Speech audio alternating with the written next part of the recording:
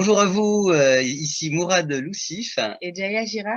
On est ravis aujourd'hui de continuer la ronde des 56 interviews, des 56 couples dans le cadre du projet les 56 interviews, les noces alchimiques. Et aujourd'hui, nous accueillons un fabuleux couple avec Rachid et Ansar Yacoubi. Bonjour à vous. Bonjour. Bonjour Mourad, bonjour Jaya. Bonjour à vous deux. Alors, je vais présenter Rachid. Rachid, tu es médecin, chirurgien en urologie du côté de Lille. Et Ansar, donc toi, tu es mentor et coach en intimité, en féminité, donc sur la voie de l'élégance. Est-ce que vous avez tous les deux envie déjà de nommer quelques mots vous concernant avant de commencer justement nos partages, nos échanges pour ce projet des noces alchimiques au sein du couple?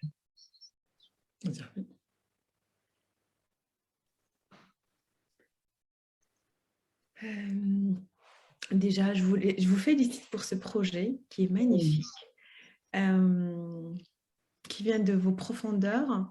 Et puis, il me semble aussi, quand on crée quelque chose, c'est qu'on sent l'appel d'un besoin des autres. Et aujourd'hui, on a besoin de ça parce que créer un couple requiert, c'est même pas un besoin, c'est requiert, c'est quelque chose de l'ordre de quelque chose qui s'acquiert avec le temps, de l'engagement, du sens de l'engagement, de choisir de s'engager, de connaître comment créer vraiment un couple, parce que il y a un mot d'emploi, sauf que ce mot d'emploi, on ne le trouve pas n'importe où, mais c'est unique à soi et qui demande de la présence et de la connaissance de soi. Donc aujourd'hui, c'est très important en fait de nous faire part en fait de ce projet des noces alchimiques. C'est très très important. Et moi je dis même qu'il faut en fait, pour qu'on soit une relation de couple, voilà, on n'a pas appris le mode d'emploi aux écoles. Et c'est juste un héritage. On prend cet héritage, on crée avec nos relations de couple, notre relation de couple. Et il est important en fait de se connaître, d'apprendre à se connaître, d'apprendre un peu à connaître l'autre. Et puis avec ces deux éléments, c'est créer quelque chose d'alchimique et qui est aussi instantané, parce que on s'aligne, on évolue, on réaligne.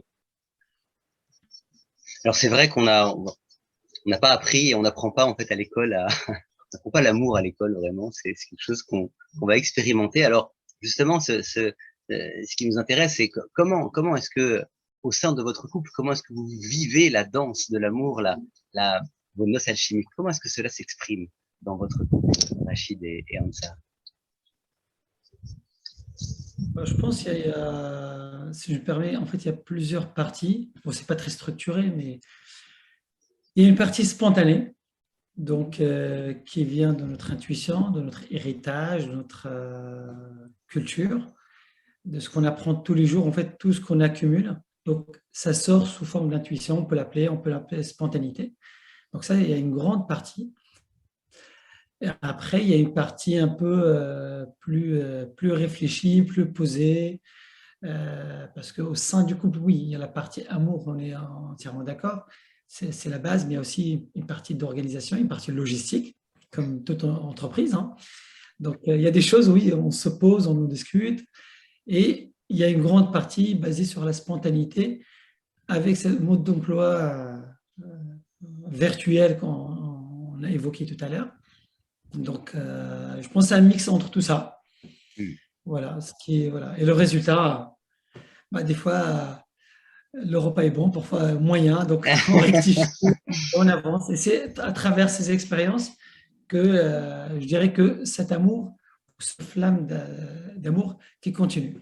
Il y a toujours des fois il y a des petites tensions, des fois ça se passe, c'est très fluide, ça passe très très bien.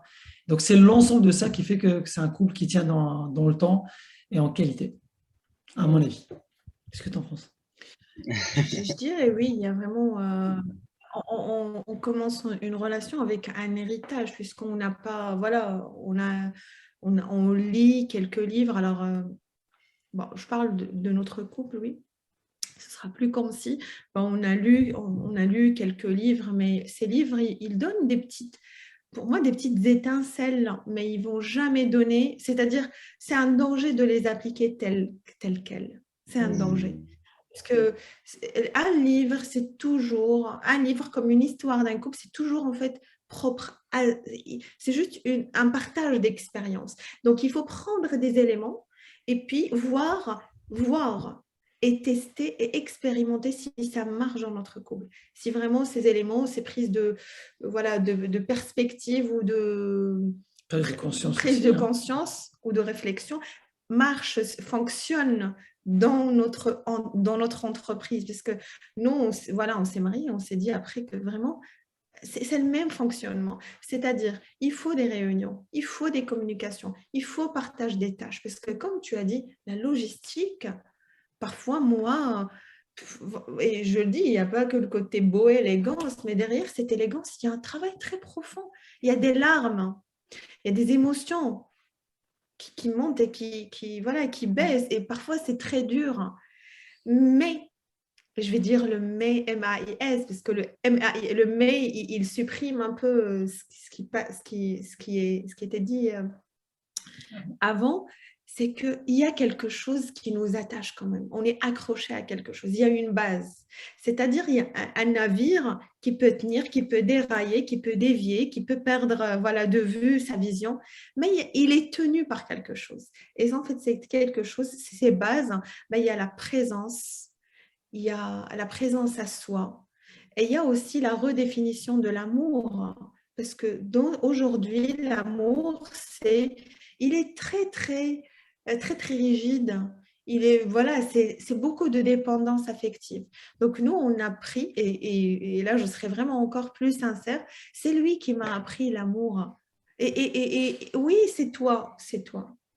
Il m'a dit, une relation, c'est win-win. Alors, quand il m'a dit c'est win-win, c'est gagnant-gagnant, moi, j'étais très naïve et tout ça. Donc, voilà, là, aujourd'hui, on est à 11 ans de mariage. Et donc, les 3 premières années, il me dit, tu sais, une relation d'amour ou une relation, c'est win-win. Alors, c'est comme s'il m'a donné une gifle. Parce que pour moi, j'ai jamais entendu win-win, quoi. Une relation win-win. Où toi, tu dois être gagnante et moi, gagnant. C'est gagnant-gagnant. Gagnant-gagnant. Gagnant-gagnant. Et j'ai appris, en fait, j'ai beaucoup appris à avancer grâce à ces gifles à lui. Et je vais dire grâce. Parce qu'il m'a donné des gifles en prise de réflexion. Et c'est grâce à ça, j'ai pleuré, j'ai été dans mes émotions et tout ça, mais je vais dire, aujourd'hui, je dis grâce. Et même quelques temps après ces petites gifles énergétiques ou de conscience. Attends, je mets juste entre parenthèses, c'est des gifles sens symboliques. Symbolique, Oui, on a bien compris, on avait bien ouais, compris c'est qu'il n'y avait pas pas de des violence vrais physique, gifles. c'est pas des vrais gifles. C'est symbolique. Oui, parce qu'en fait, moi, je viens dans une relation où, tu dois faire tout, t'es l'homme. En plus de ma culture, il doit faire. C'est vraiment, j'ai dans ma relation que tu dois m'aimer. C'est un devoir. Et aimer, mais j'ai mes appréhensions de l'amour. Tu dois me porter. Alors, porter émotionnel, c'est lourd pour toi. Et donc, tu m'as appris. Et la première gifle, moi, je me rappelle, ma première année, je pense 3 mois après notre mariage, tu nous as dit, je me plaignais. À un moment donné, il m'a dit, tu sais, je ne peux rien te faire. Et s'il te plaît, ne te plains pas. Arrête tes plaintes. Ben, il a dit quand même en douceur. Et il me dit, tu sais, on a Dieu, on a ce grand créateur. Moi aussi, je vais vers lui. Et donc, je t'invite à aller vers lui. Alors, j'étais pratiquante et puis je le suis toujours, mais pas dans ce sens-là. Pour moi, l'amour, non, tu me portes émotionnellement, tu me portes tout, tu me prends en charge. Alors ça, c'était vraiment un premier déclic, surtout 3 mois après le mariage. On vient avec beaucoup d'attentes. C'est lui qui doit faire tout. C'est l'autre. Alors, si on le transpose dans d'autres couples, ça peut être l'un ou l'autre. Et ça, pour moi, c'est vraiment un danger de ce qu'est l'amour aujourd'hui. C'est que, ok, Non. Et c'est là où j'ai pris vraiment à être plus responsable, me prendre en charge, à m'écouter. C'est grâce à ces petites gifles, voilà, symboliques, où il n'a pas joué. À un moment donné, il m'a dit, bah, écoute, moi, je suis vraiment sincère, je t'aime et tout ça, mais je ne vais pas te mentir. Je n'ai pas les capacités de vraiment de ça. C'est-à-dire que et là, c'est très beau parce que à partir de ça, en fait, je suis allée chercher d'autres portes. Et d'autres portes, pas à l'extérieur, mais à l'intérieur de moi. Et j'ai beaucoup avancé, je dis vraiment, je souligne, j'ai beaucoup évolué grâce à ces petites gifles, mais il y a toujours quelque chose qui nous attache, c'est-à-dire la sincérité. Parce que c'est ça, en fait, c'est quoi un engagement? Une relation, c'est un engagement. Et donc, si je choisis de m'engager, et bien vraiment, je choisis. C'est-à-dire, il faut être focus, avoir vraiment le sens de la sincérité, qui est vraiment très important. La sincérité, je suis sincère. Je veux arriver où dans cette relation? Me créer quoi? Et souvent, en fait, on est focus à l'extérieur. Et en fait, une relation de couple, si on est vraiment dans cette sincérité, dans l'évolution avec cette personne, ben, il faut mettre ces caméras-là. Qu'est-ce que ça éveille chez moi? Moi, je ne connaissais pas ça avant. Hein. Moi, j'ai appris vraiment J'ai appris sur le tas. Comme être maman, on n'apprend pas à être maman, on n'a pas un diplôme. C'est-à-dire, peu importe tout ce qu'on va vraiment acquérir, les connaissances et tout ça avant, et bien sur le tas, c'est comme les études. En fait, il y a un diplôme, mais sur le travail, c'est encore autre chose. On va pratiquer et c'est des challenges. Et il faut s'attendre à ça parce qu'on évolue grâce au moment de difficulté, à ces challenges au quotidien. Au quotidien. Un couple, ce n'est pas la vie en rose, mais on peut devenir vraiment, pas la vie, mais cette fleur rose. Et puis, aussi créer, l'homme aussi, il peut vraiment être cet homme en rose et cet homme c'est-à-dire l'alléger de nos attentes. Et moi, tu peux confirmer, mais j'étais beaucoup quand même allégée. Hein. Oui, oui. Je fais beaucoup de travail. Il est aussi très intelligent. C'est-à-dire, quand par exemple, je fais beaucoup de thérapie aussi, et donc lui, et c'est là où je vois vraiment, il y a plusieurs formes d'intelligence, mais il y a une intelligence dans le couple où, vas-y, elle peut aller. Je peux lui, mais aussi l'aider financièrement. Elle peut aller. Je sais qu'elle va revenir beaucoup mieux. C'est-à-dire, il se détache en fait. Et j'ai beaucoup appris près de lui, vraiment. Mais pas par des leçons comme ça, mais sur le tas avec des challenges. Et en étant lui-même. C'est-à-dire, il n'a pas joué le cavalier sur son cheval blanc. Il était lui-même, il était aussi vraiment avec ses blessures en disant, mais moi, je ne peux pas. Oui, il était vraiment en mode silencieux devant mes crises, vraiment, je le secouais pour me porter émotionnellement et il disait que je n'ai pas cette capacité. Et aujourd'hui, c'est très important en fait, parce qu'il y a quand même un fonctionnement différent entre la femme et l'homme. L'homme, il ne sait pas. C'est pas qu'il ne veut pas, mais qu'il ne peut pas. Il n'a pas certaines capacités en fait pour venir nourrir émotionnellement ou venir comme en fait on s'attend, comme moi je m'attendais en tant que femme. Donc c'est très important en fait de dire qu'il ne peut pas. C'est-à-dire si tu as je peux être consolée par une femme, par une voisine, par une copine, par une amie, mais lui en fait ce sera comme il ne saura pas faire comme une femme. Donc voilà, il faut aussi savoir et arriver à dire que voilà, les limites des compétences de chacun. C'est ça la connaissance de soi aussi, de soi, de moi et de l'autre aussi. Juste, qu'est-ce qu'il peut faire? Qu'est-ce qu'il peut aussi apprendre à faire? Et qu'est-ce qu'il ne peut pas faire? Et là, c'est important pour s'orienter et s'adresser vers la porte la porte, voilà, voilà, la porte qui peut Plus adapté. la plus adaptée. Merci. Merci beaucoup pour votre expérience de ces partages. Et moi, ça m'évoque, voilà, tout ce que tu dis là, Ansar, sur justement la différence entre la dépendance affective et l'amour authentique, avec de l'autonomie justement, et puis le win-win là, dont voilà, une relation c'est gagnant-gagnant, chacun il trouve aussi son compte en fait. Et puis ce que tu partageais aussi, Rachid, sur cette comment dire, cet équilibre en fait entre ça me fait penser à l'improvisation, c'est-à-dire que voilà, en fait finalement dans la vie on improvise tout le temps. En fait quand je parle, j'ai appris à parler, j'ai appris l'alphabet, j'ai appris à dire des mots, des phrases, mais chaque contexte est différent. Et en fait le couple c'est un petit peu ça. Et en fait quand tu partageais voilà cette question voilà d'équilibre entre la spontanéité et le côté aussi structurel, c'est-à-dire prévu, l'équilibre entre le prévu et l'imprévu, ça m'a beaucoup parlé. Ouais, merci à vous deux. Ouais, effectivement, enfin, moi, Ansar, ce que tu dis, en tant que femme, je me reconnais énormément aussi dedans. Voilà, à faire grandir aussi cette autonomie et prendre davantage en charge cet émotionnel pour ne pas, voilà, que ce soit justement mon compagnon, Mourad, qui porte un fardeau qui n'est pas le sien, en fait, par rapport à ça. Et où aussi ça m'a depuis le début de notre relation, j'ai effectivement aussi beaucoup grandi dans cette autonomie là. Et là où Je confirme aussi. et là où aussi ça me donne envie, parce que nous en tant que femmes, c'est sûr il y a ce côté, en tant que femme, c'est sûr ce côté émotionnel à se rendre davantage autonome sur ce point-là.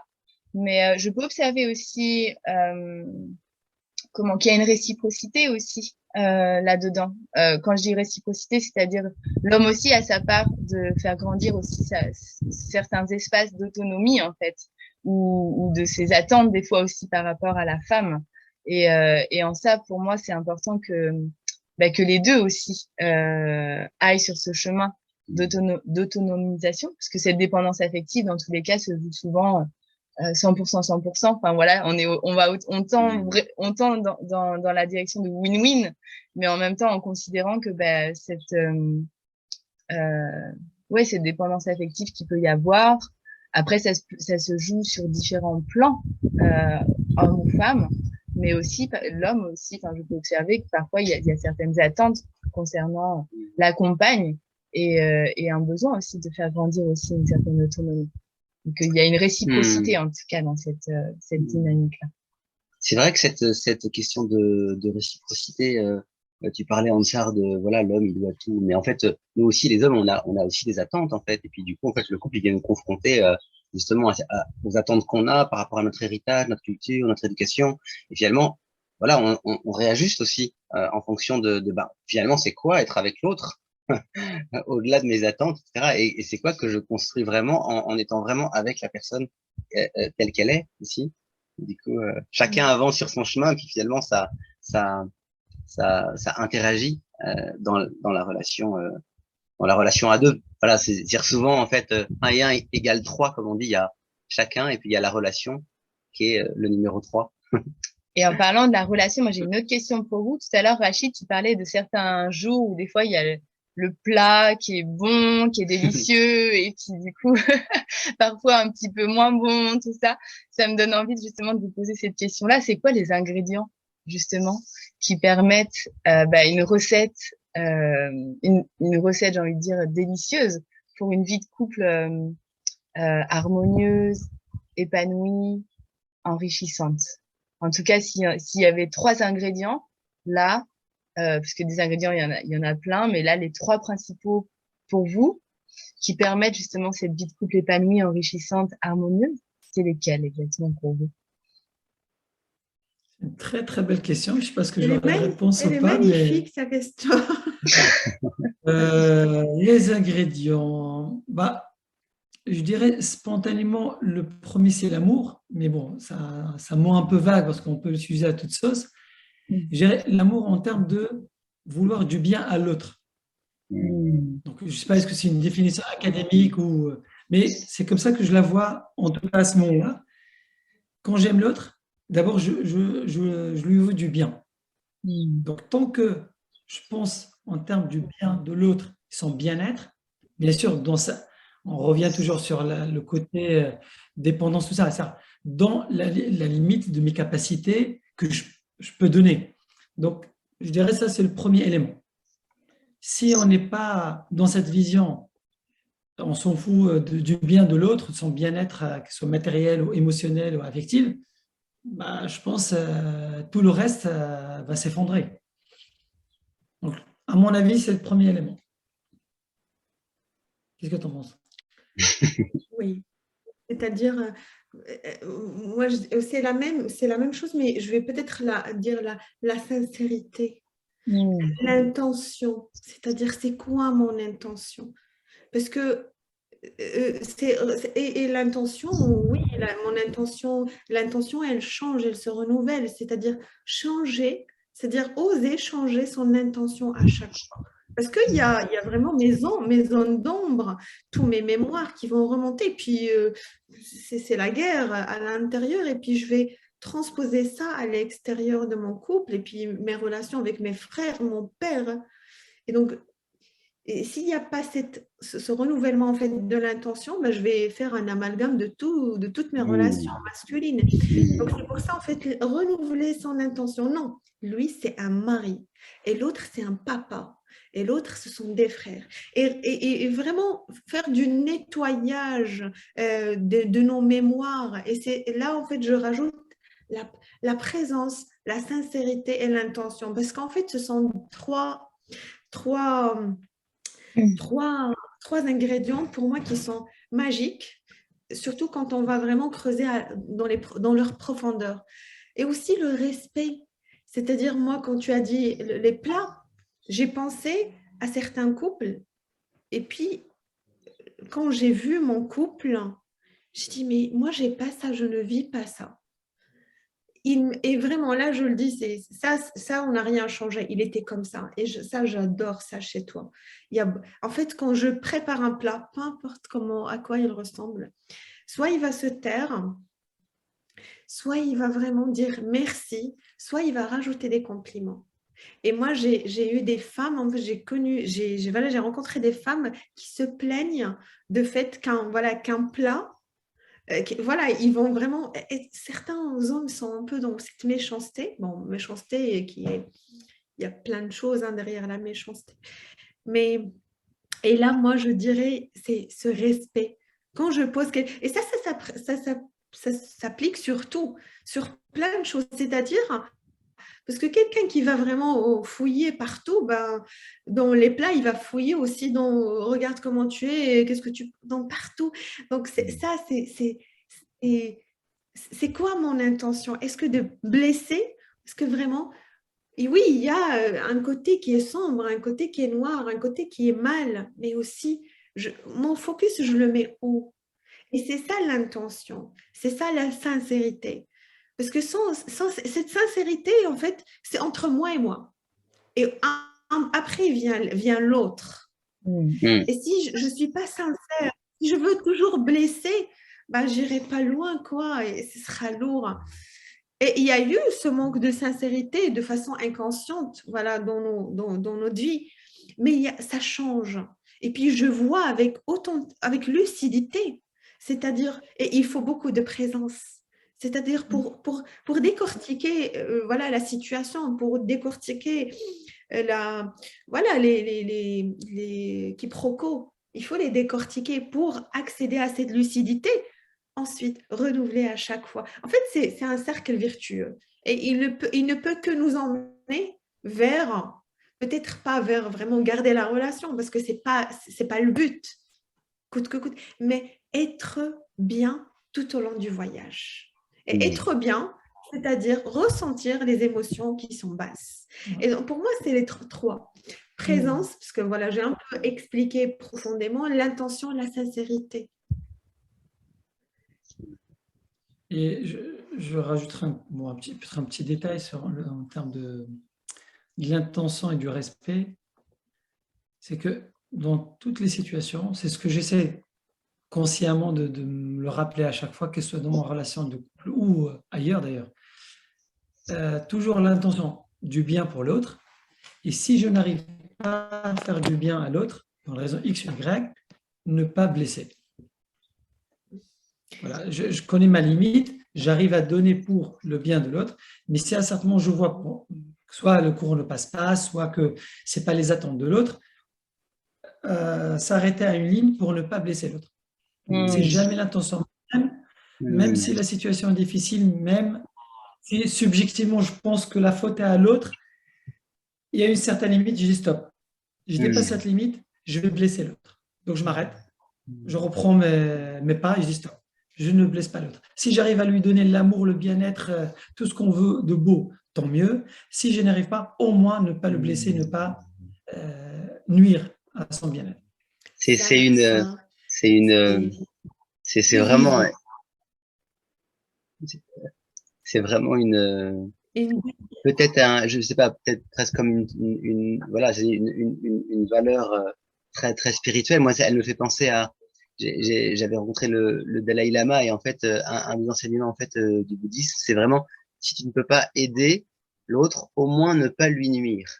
Et ça, je trouve comme leitmotiv dans la relation en général, mais dans le couple en particulier. Si tu peux pas l'aider, au moins ne lui fais pas de mal en fait.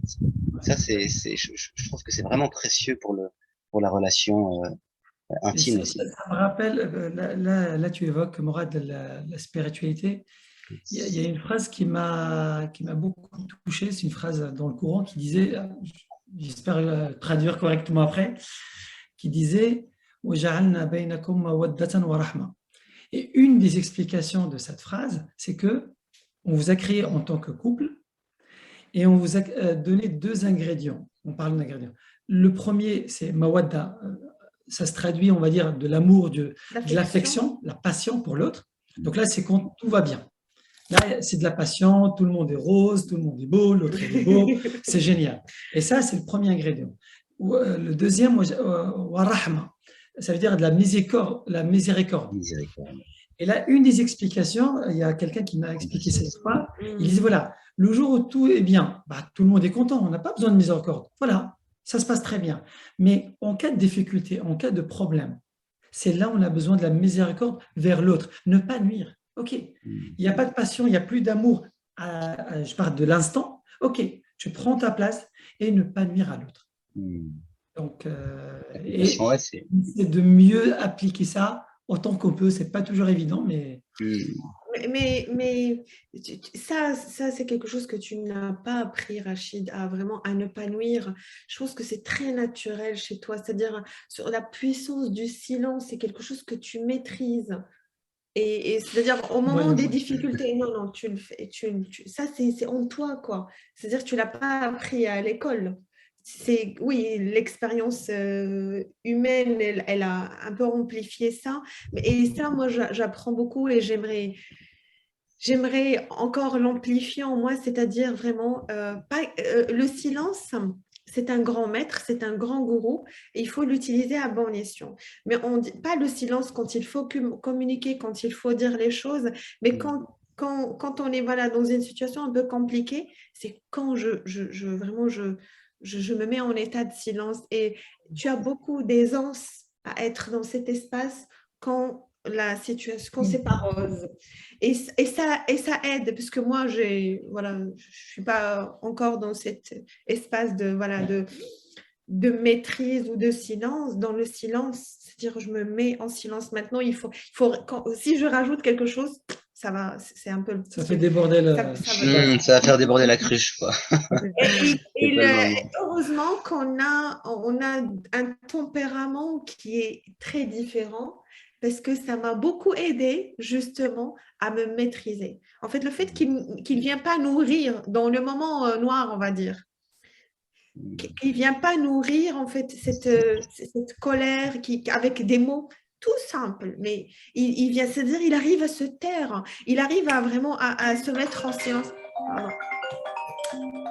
À se mettre en silence, ça m'a beaucoup aidé à vraiment à me mettre en réflexion, à aller vraiment vers cet espace.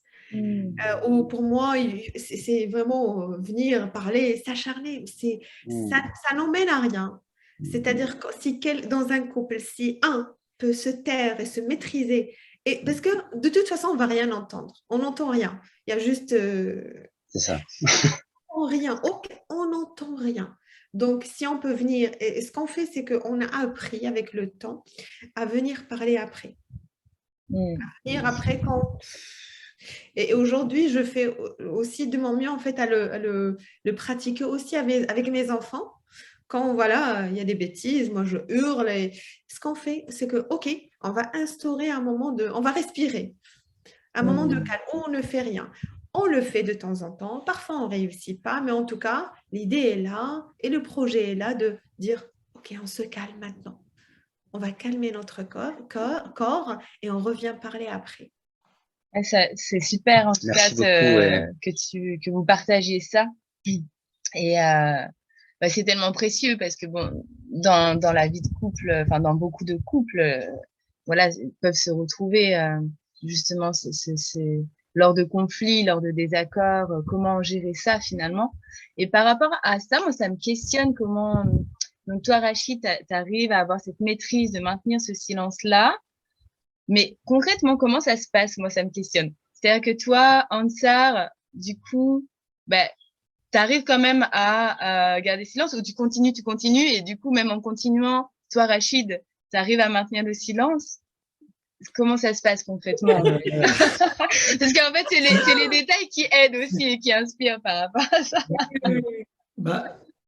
Là, en tant qu'observateur, parce que bon, là, on n'est pas dans la situation, mais quand je revis ou je revisionne un peu les scènes, des fois où c'est un peu de colère, des moments de difficulté, quand je me rends compte, c'est pas toujours évident. Quand je suis en pleine action, c'est la discussion, c'est le chat, c'est le mental qui parle, il n'y a personne qui entend, et on sait que voilà, ça déborde le vase tôt ou tard.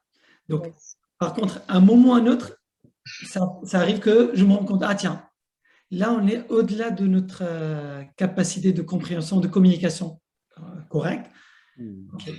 Rachid recule physiquement et mentalement, et je l'annonce pour faciliter. Je l'annonce. Je dis, écoute, ça, je pense là, on est en colère à deux. Je pense que le courant ne passe pas là, il n'y a pas de communication. Non, je ne t'invite pas. Je dis, je t'annonce que je vais me taire.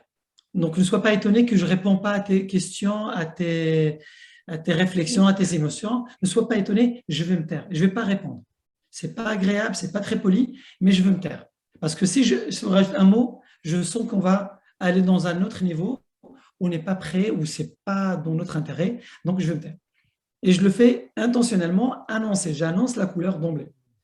Et en général, soit, ça, des fois, elle répond, dit OK, d'accord. Donc, souvent, si elle accepte, ça m'énerve. Hein. Voilà. Mais le plus souvent, sur le coup, je le vois sur son visage. Déjà, à la base, on est énervé, donc ça rajoute une couche de plus. Elle continue à parler un petit moment. Je reste là dans l'espace physique. Je laisse mon oreille, j'écoute ce qu'elle dit, mais je ne réponds pas. Mais c'est un vrai silence. Je me force à fermer mes lèvres pour ne rien dire. C'est vraiment, c'est vraiment un bel enseignement aussi, je trouve, cette question en fait du silence, parce que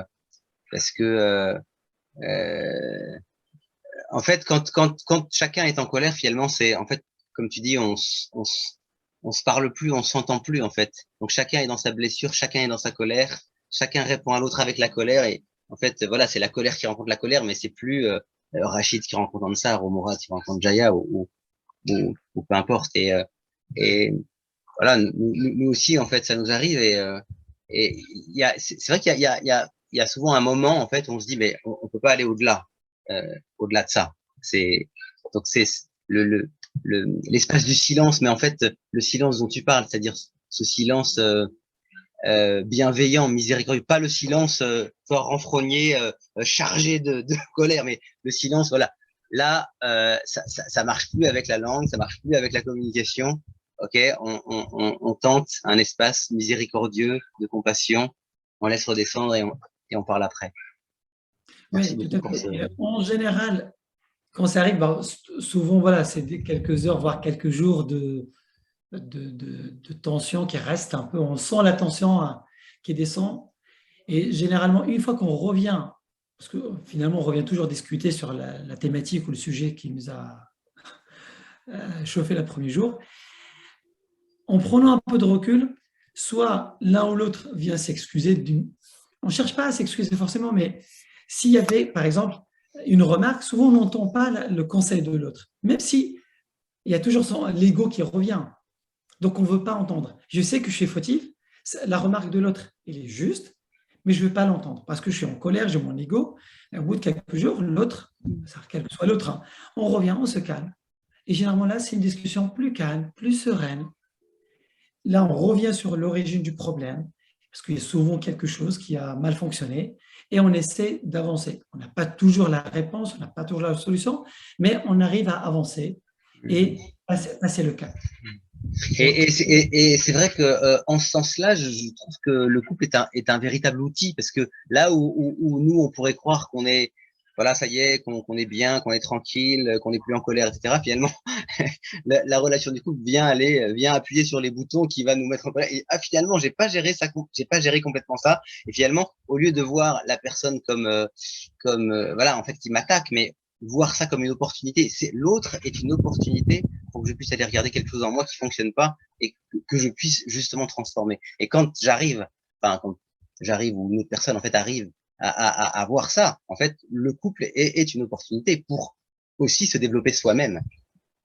C'est sûr, c'est sûr. Exactement, oui, c'est beau ce que tu viens de dire, Mourad. Exact, c'est une opportunité d'évoluer, de grandir, qui est, voilà, une certaine proximité. En ça, de toute façon, le silence, Parce que après, devient finalement, bénéfique pour les deux, quoi, de rentrer à l'intérieur de soi et d'aller justement se prendre chacun en charge, en fait, par rapport à ce qui s'est passé. Mais par rapport à ce que vous partagez, justement, là où ça me questionne aussi, c'est finalement quand il y a ces désaccords, donc là où toi, Rachid, tu restes en silence, enfin, tu arrives en tout cas à maîtriser ce silence-là. D'ailleurs, j'ai 2 questions qui me viennent. Parce que du coup, est-ce que concrètement, d'ailleurs, quand tu es dans ce silence-là, est-ce que tu es dans ce côté complet miséricorde ou c'est un choix réel de rester dans le silence parce que tu as conscience de ça, mais en même temps, il y a une part de toi qui reste quand même en colère? Parce que du coup, on sait, quand je t'entends, je sais pas trop où est-ce que tu vois comment ça se vit aussi ce silence-là à l'intérieur de toi, en fait. Et ça, c'est des précisions qui, je trouve, en tout cas, viennent mettre du concret, en fait, par rapport aussi à ça. Parce que parfois, sinon, ça peut bien sûr. paraître un peu... Donc, à mon avis, la première intention, c'est d'abord de ne pas nuire, parce que si on rajoute un mot, je sens que je vais nuire à l'autre. Et je vais nuire à ma relation de couple. Donc ça, c'est la première intention.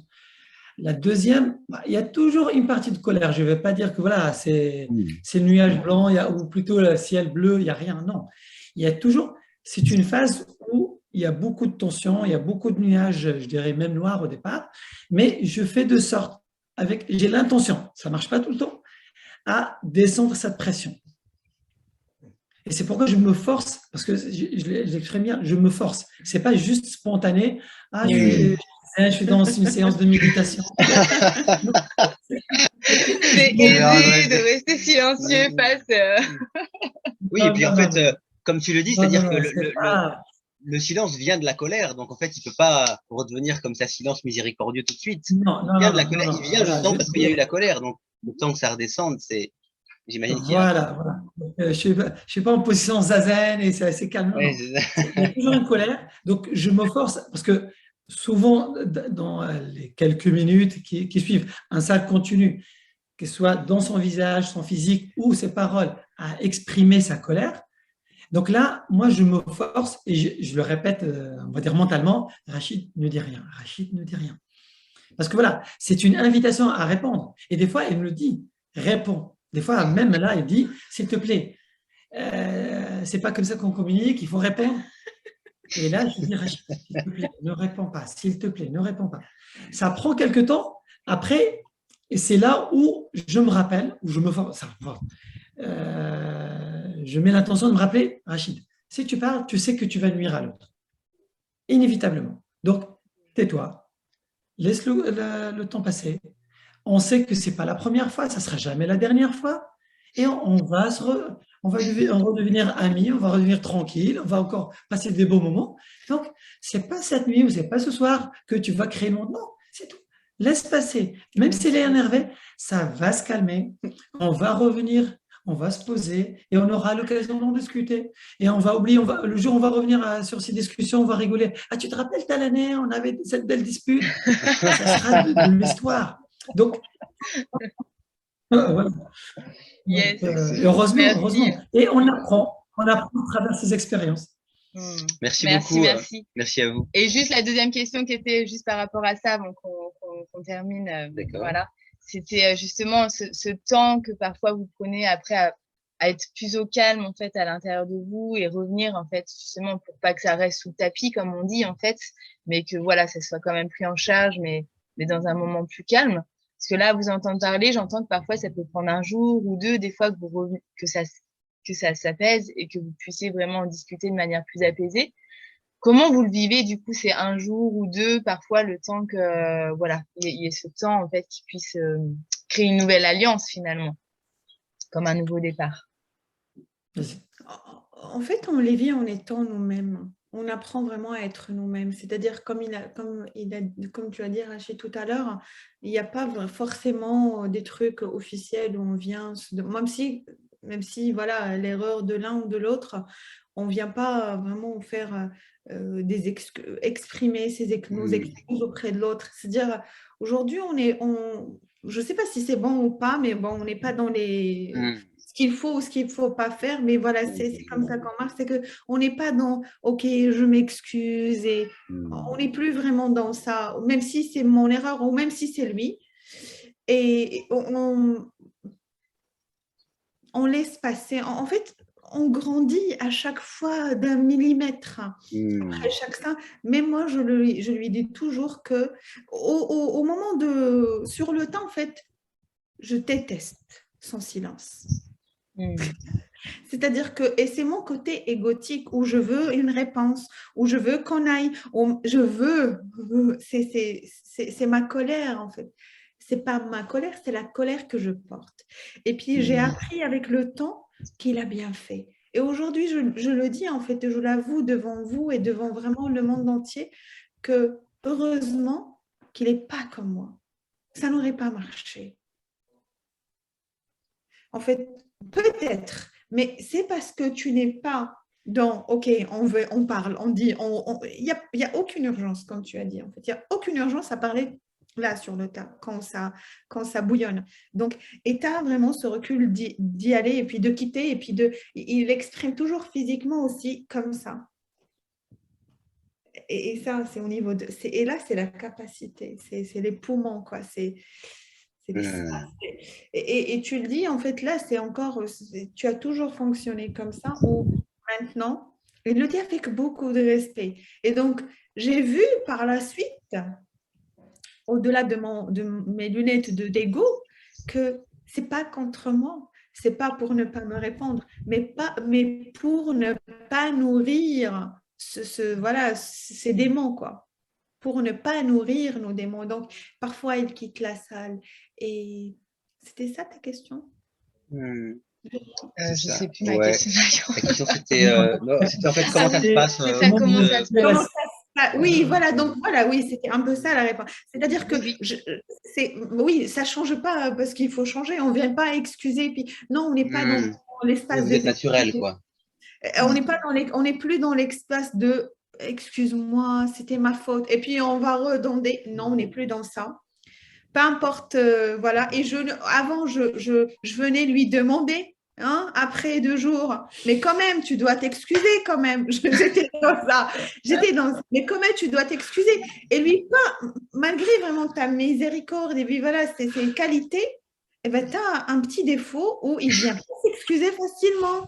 Et moi, ça m'énervait avant. Mais j'ai appris avec le temps que on peut s'excuser de différentes manières. Et bah, ok, pardon, ma chérie, avec un cadeau, parce que je m'attendais aussi à ça, vraiment. Parce que c'était aussi une relation avec mon père. Quand il me grondait, bah, quelques jours, il me donnait de l'argent. Ouais, voilà, parce que je t'ai grondé. Mais il ne dit pas comme ça, mais il me donne vraiment, il me prend dans ses bras, il me fait des câlins. Et donc, lui, il était pas dans ça.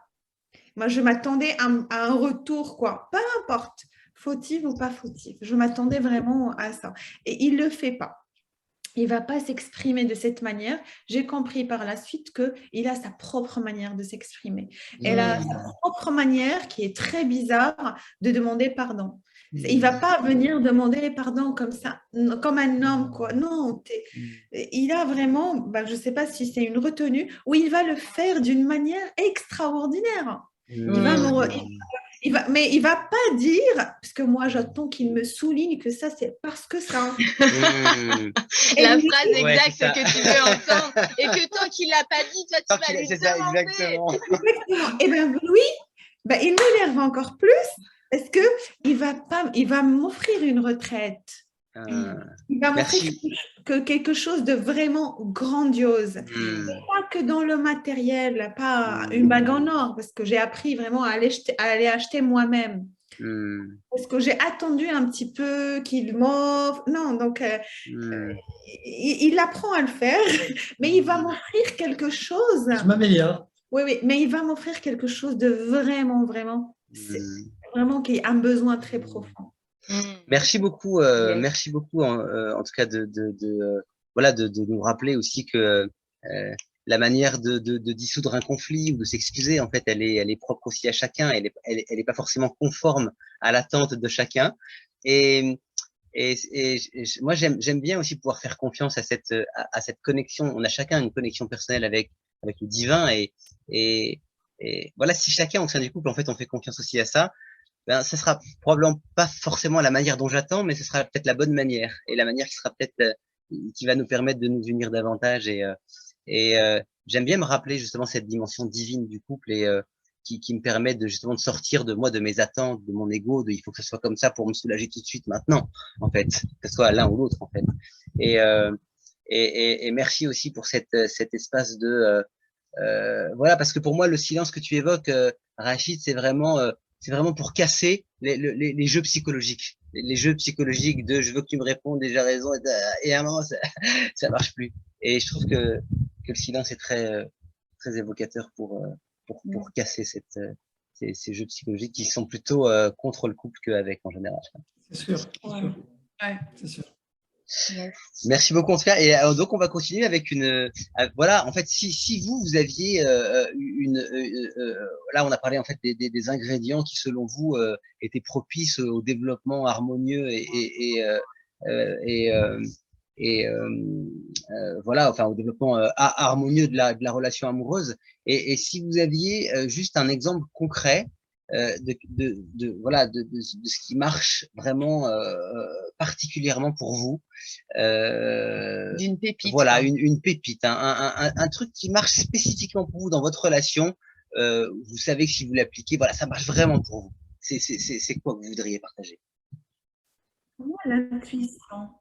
C'est vraiment le retour à l'intuition parce que dans vraiment au quotidien, il y a des histoires qui me sont racontées par mon mental, parce que je vois, par ce qu'un couple, ce qu'un homme est censé faire, ce qu'une femme est censée faire.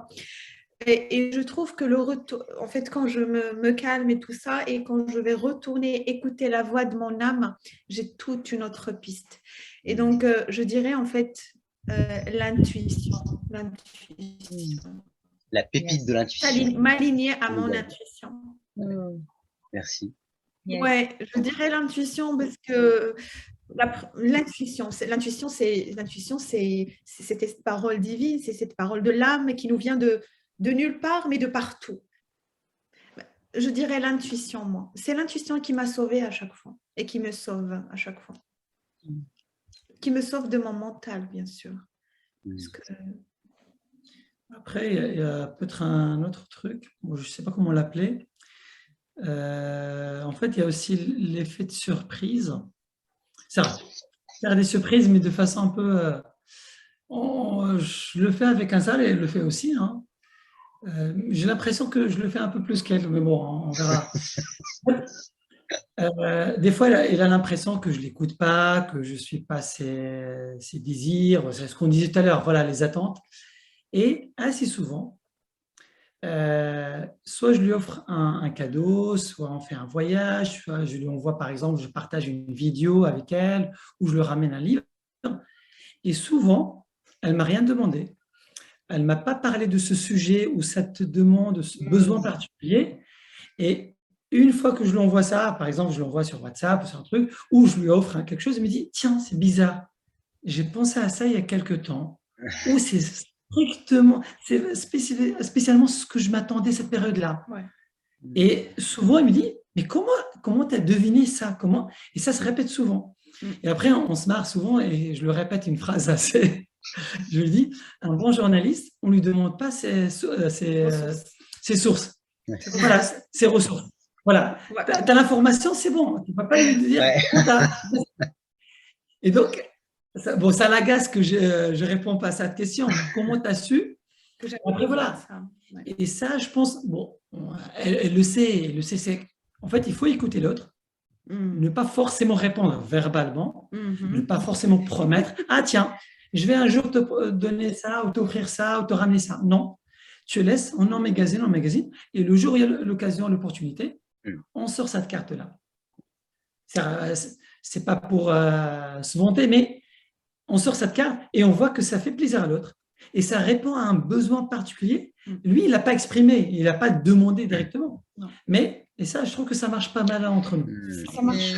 Et en fait, quand j'étais en train de dire la devise de l'intuition, ouais, ça rejoint à ça, je dis, mais pourquoi oui, ça, intuition surprise, c'est connecté, c'est en lien ce que tu dis, Rachid, aussi, parce qu'on sent qu'il y a cette connexion entre vous où finalement, ok, t'entends, mais en fait, t'entends au-delà des mots, comme s'il y avait, voilà. Oui,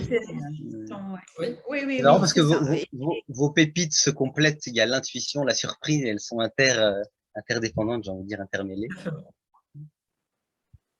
Donc, Hunter, tu voulais dire quelque chose, je crois. Non, j'entends, je vous écoute. Yes.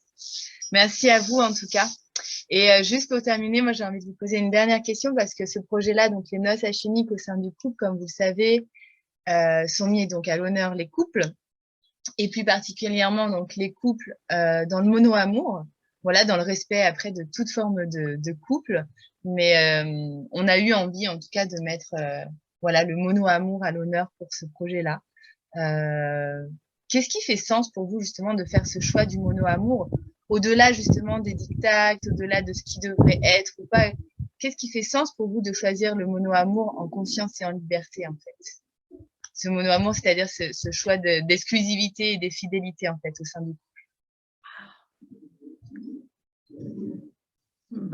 Je dirais, si je fais un raccourci, c'est le respect de l'autre et ne pas nuire.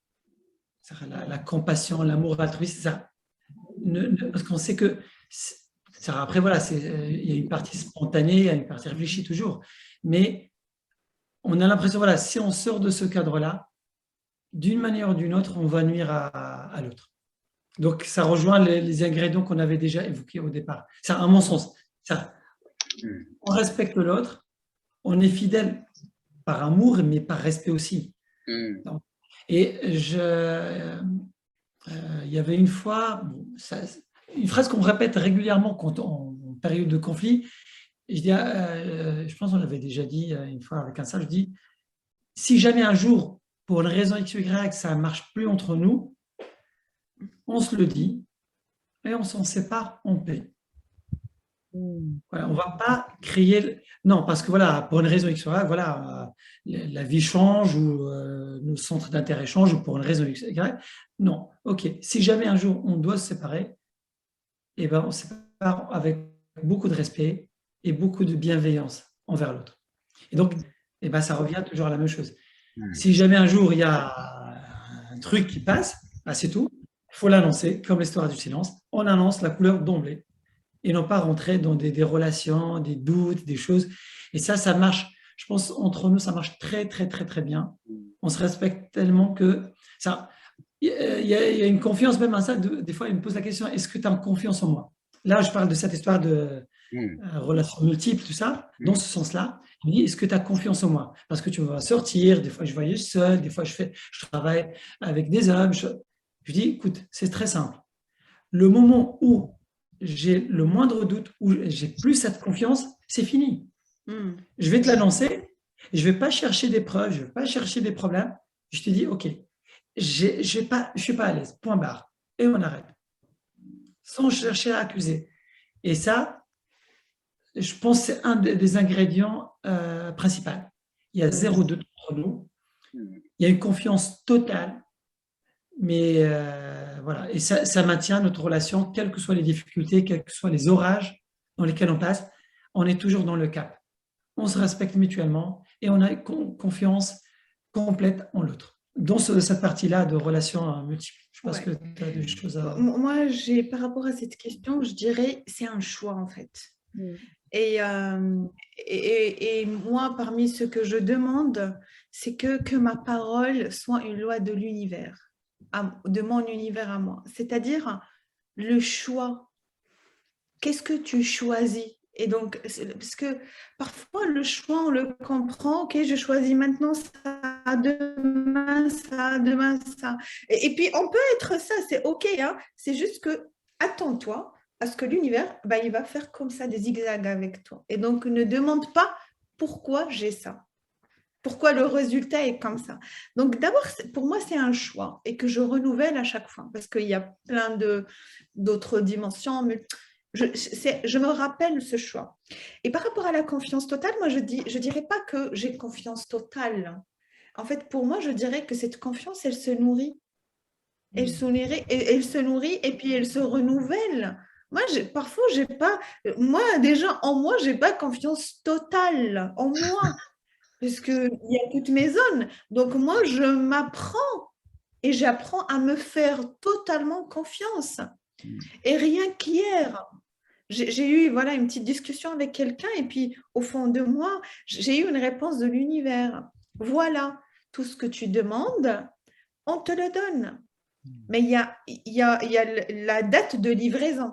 C'est-à-dire, il y a une commande, il y a une réponse, une confirmation de l'univers, mais il y a le délai de livraison. Et c'est le délai de livraison. Souvent, on dit que c'est l'univers, c'est les autres.